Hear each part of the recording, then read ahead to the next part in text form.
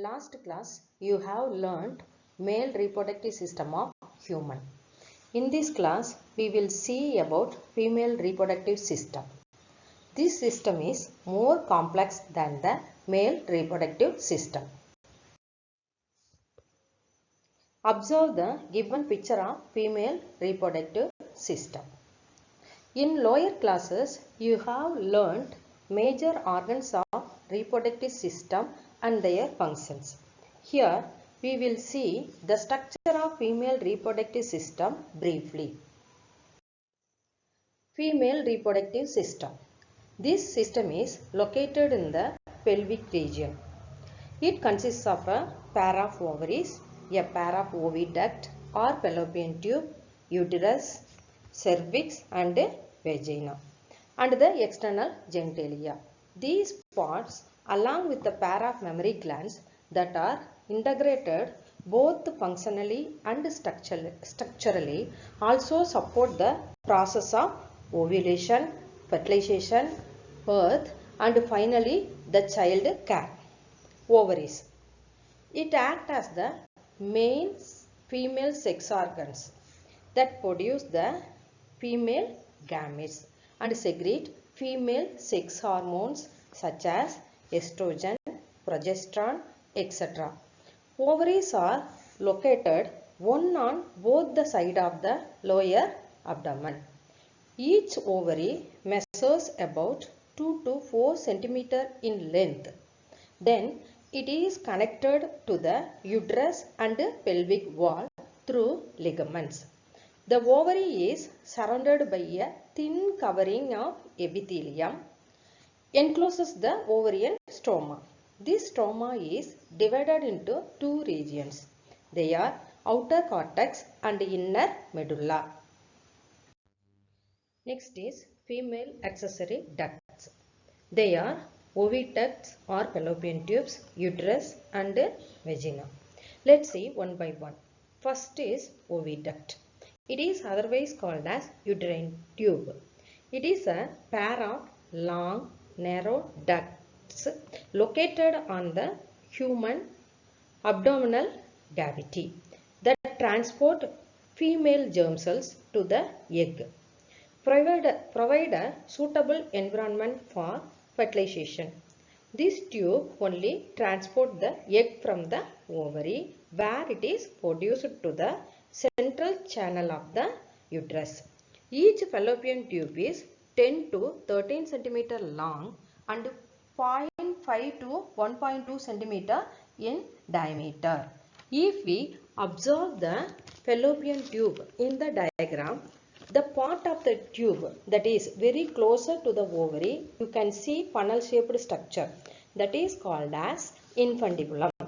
End of the funnel shaped structure, finger like projection are there, that is termed as fimbriae, which help in collection of the ovum after ovulation. Infundibulum leads to a wider part of the oviduct that is called as ampulla. The last part of the oviduct is isthmus, which has a narrow lumen and it joins the uterus. Fertilization takes place in the junction of ampulla and isthmus. Uterus. It is also called as womb. The shape of the uterus is like an inverted beer-shaped muscular organ. It is located between the bladder and the rectum, which is supported by ligaments attached to the pelvic wall. The uterus opens into vagina through a narrow cervix. The cavity of the cervix is called cervical canal. Cervix along with vagina is called birth canal. Uterus is surrounded by three wall layers. The external layer is perimetrium. Nature of this layer is thin membranous structure. Next is middle layer. It is thick layer of smooth muscle is myometrium and inner glandular layer is called as endometrium. Line the uterine cavity. During menstrual cycle, the endometrium undergoes cyclic changes. During parturition, the myometrium exhibits strong contraction of uterus. Let's see vagina. It is a muscular tube that opens to the outside of female body. It has 12 functions. One is receives sperms during insemination and another one is act as a birth canal. Next is external genitalia. It consists of mons pubis, labia majora, labia minora, clitoris and hymen. Let's see one by one. Mons pubis. It is a cushion of fatty tissue covered by skin and pubic hair. Labia majora are fleshy folds of tissue which extend down from the mons pubis and surround the vaginal opening.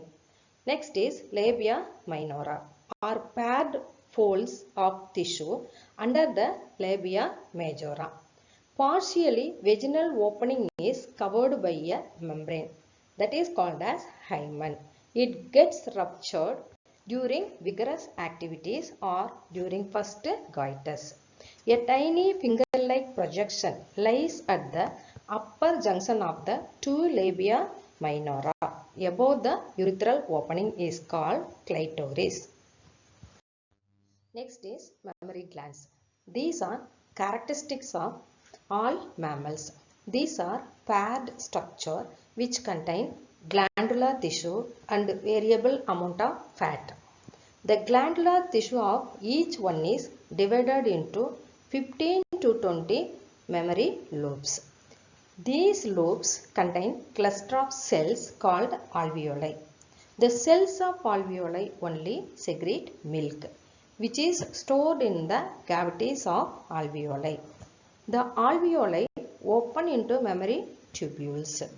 The tubules of each lobe join to form a mammary ducts. Then these ducts join to form ampulla. This is connected to lactiferous duct through which milk is sucked out.